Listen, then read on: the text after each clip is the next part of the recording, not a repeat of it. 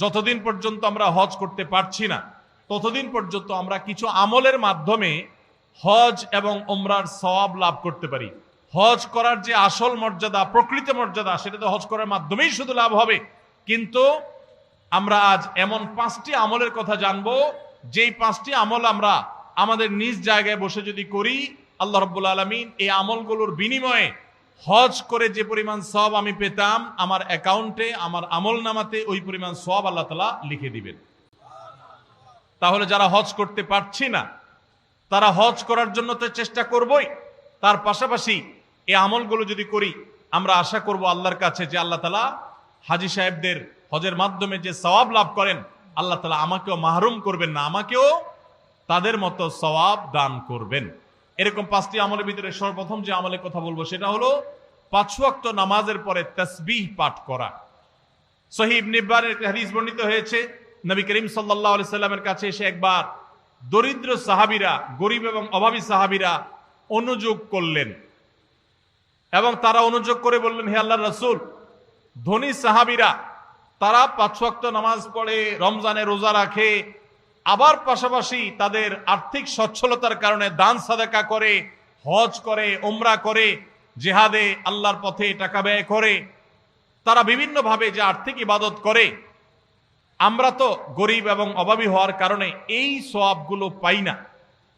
তাহলে আমরা তো পিছিয়ে পড়তেছি, আমরা কিভাবে তাদেরকে ধরতে পারি? সাহাবীদের কম্পিটিশন ছিল আমলের কম্পিটিশন। তারা আমাদের মতো দুনিয়াদারিতার কম্পিটিশন করতেন না। তাদের প্রতিযোগিতা ছিল কে কত বেশি নেকামল করে জান্নাতের দিকে অগ্রসর হবে। তো সাহাবীদের এই কথা শুনে প্রিয় নবী সাল্লাল্লাহু আলাইহি সাল্লাম তাদেরকে এই আমলটা শিক্ষা দিয়েছেন এবং বলেছেন, যে ব্যক্তি 5 ওয়াক্ত নামাজের পর 33 বার সুবহানাল্লাহ, 33 বার আলহামদুলিল্লাহ এবং 33 বার আল্লাহু আকবার পড়বে, আল্লাহ রাব্বুল আলামিন ওই ব্যক্তিকে, হজকারী ব্যক্তিরা হজ করে যে সওয়াব লাভ করেন, আল্লাহ তাআলা এই ব্যক্তিকে সেরকম সওয়াব দান করবেন। ধনী সাহাবীরা আর্থিক ইবাদত করে যে সওয়াব লাভ করেন, আল্লাহ তাআলা এই 5 ওয়াক্ত নামাজের পরে এই তাসবিহ পাঠকারীদেরকে একই রকম সওয়াব দান করবেন।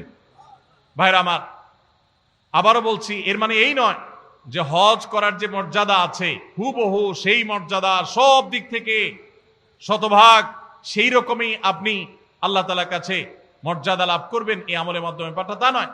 তবে হজ করে যে পরিমাণ সওয়াব পাবেন, বিনিময় পাবেন, আল্লাহ আপনাকে সেই পরিমাণ বিনিময় দান করবেন।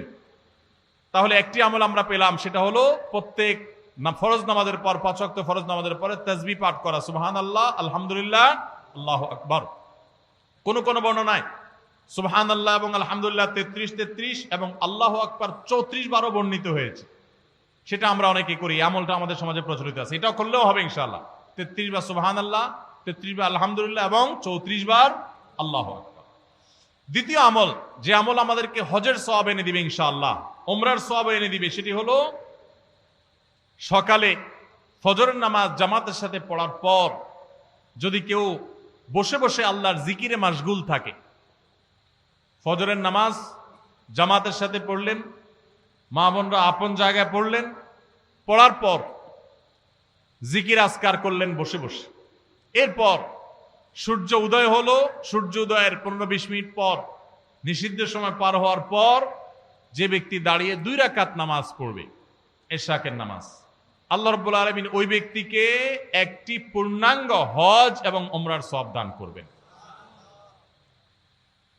তাহলে সকালে এশাকের নামাজ পড়ার মাধ্যমে হজের সওয়াব লাভ করা, এটা তো আমরা চেষ্টা করতে পারি, কি বলেন? আল্লাহ তাআলা আমাদেরকে তৌফিক দান করুন। 3 নম্বর যে আমলের মাধ্যমে আমরা হজের সওয়াব পেতে পারি, সেটা হলো দ্বীনি জ্ঞান অর্জন করার জন্য বা দ্বীন শেখাবার উদ্দেশ্যে যদি কেউ মসজিদে যায়,